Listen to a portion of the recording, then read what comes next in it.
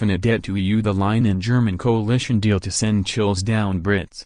With likely key coalition partner Martin Schulz, the leader of the Social Democrats, SPD, and former European Parliament president, pulling the strings over the balance of power, Brussels looks set to benefit if the deal is agreed.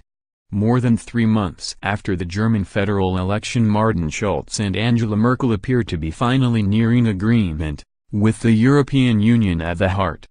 Mr. Schulz still needs to finalize approval for the deal from his party, but the draft indicates the direction the Grand Coalition is heading. The deal has been translated into English by the Ghent European Law Institute, which highlighted how the first 3 pages of the proposed agreement is dedicated to Brussels. The paper pays tribute to the EU and its role in Germany and said the country owed an infinite debt to Europe.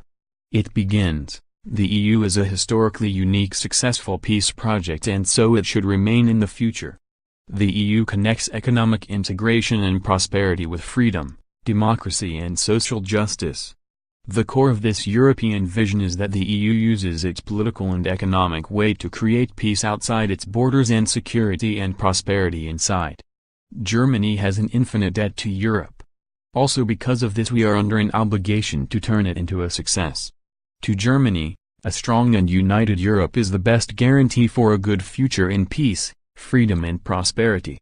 A successful deal would help Europe take its destiny in its own hands, but the proposal acknowledged the European project was in need of renewal and a new start. One of the more controversial aspects of the proposed deal is support for EU tax reforms. The paper said, "We support a common consolidated tax base and minimum level for corporate taxes. Here the principle should apply: the taxes should be levied in the country where profits are generated. We want to take the initiative in this regard with France, also to formulate a European response to international developments and challenges, notably in the US, in this area." They said this and other aims could be achieved by giving the EU, and especially the Parliament, more power.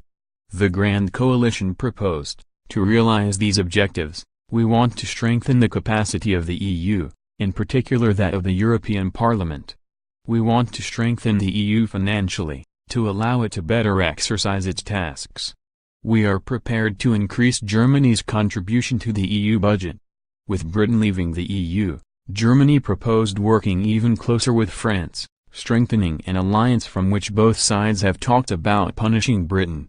The passage is a clear dig at Britain and a blatant attempt to place Germany and France at the influential heart of the EU. The coalition proposal said, "The renewal of the EU will only succeed when Germany and France act together with combined strength. As a result, we want to renew and strengthen the French-German cooperation,